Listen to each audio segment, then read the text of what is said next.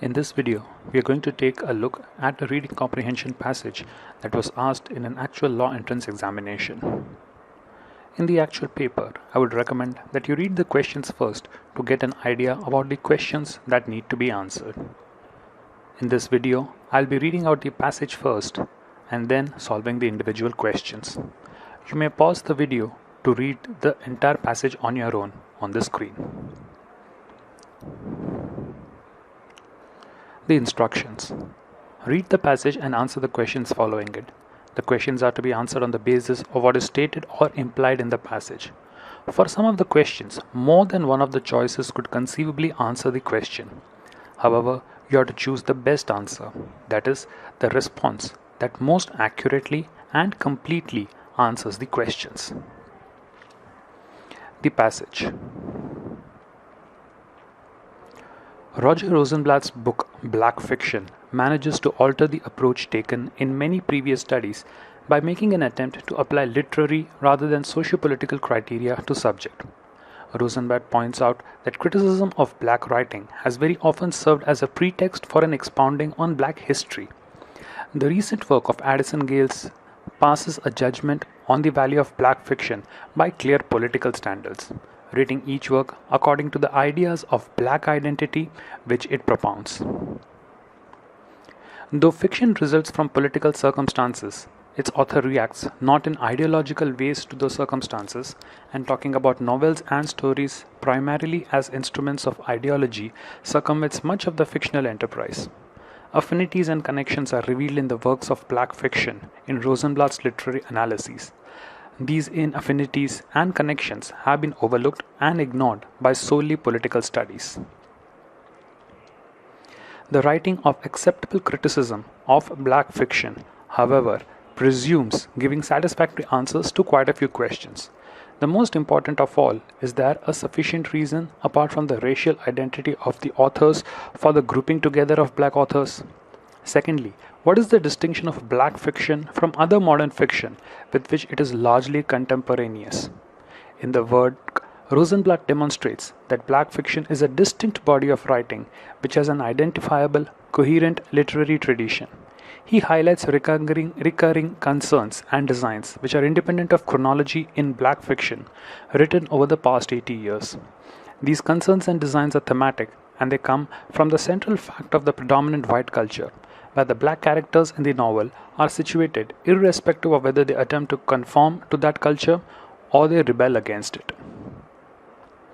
Rosenblatt's work does leave certain aesthetic questions open.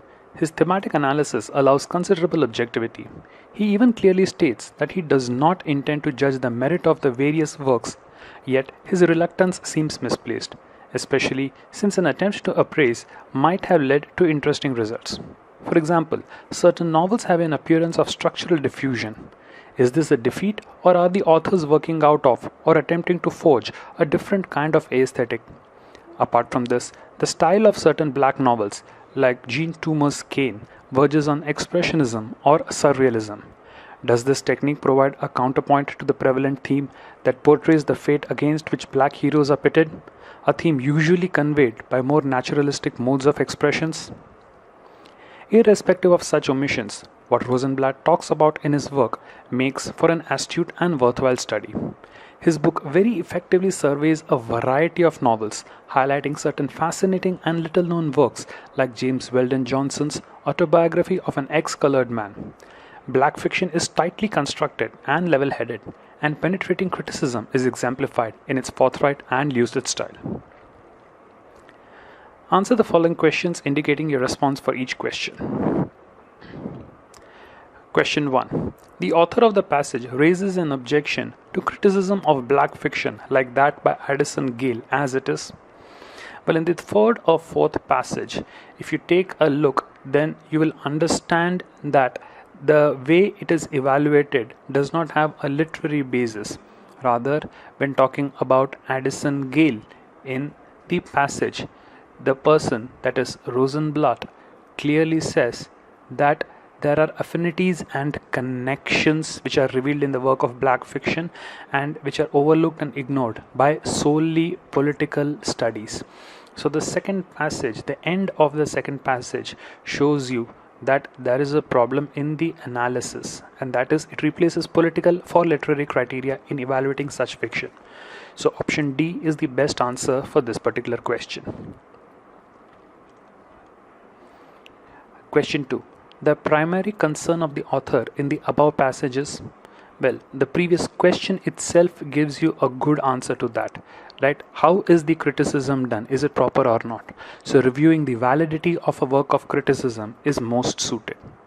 Taking the other options, comparing various critical approaches to a subject, it does not do so.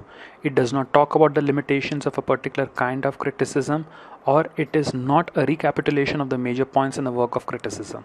In fact, the previous question answers this, that there is a political tinge given to something which should be literary in nature. So first, reviewing the validity of a work of criticism is the best possible answer. The author is of the opinion that black fiction would have been improved had Rosenblatt done what? So take a look.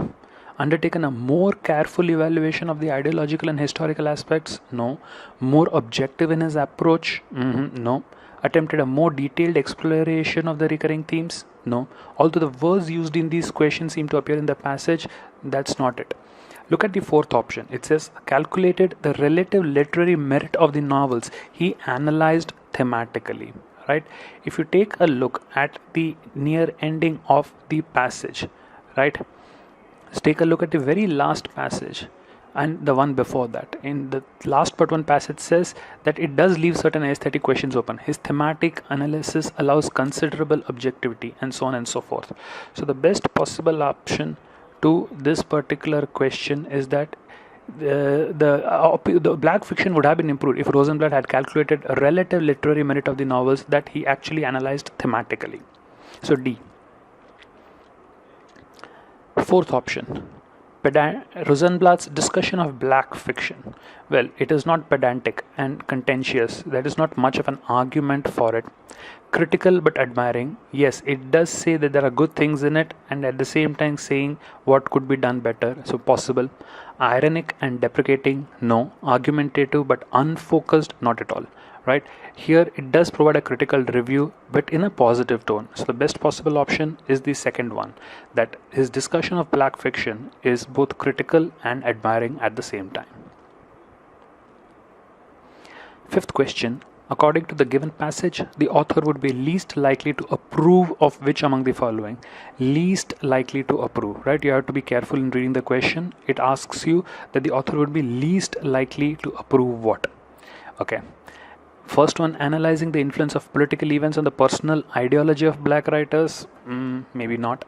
Attempting a critical study which applies socio-political criteria to the autobiographies of black authors? Maybe not. A literary study of black poetry that appraises the merit of poems according to the political acceptability of their themes. Well, there's a very strong point which the author makes about how politicalness is included inside it, and he's against it, right? The very first question in this series touched upon the point. So C is likely. Study the growth of a distinct black literary tradition within the context of black history. This is not what something he may be against. So the best possible option is option C. Sixth question. From the following options, which does the author not make use of while discussing black fiction? So he has used three of the devices, one he does not. So rhetorical questions which are answered by themselves, yes, he does use that. Specific examples, obviously he has named things. Comparison and contrast, he has definitely done this. Definition of terms, the author has not defined any term per se. So the best answer to this question definitely should be option D.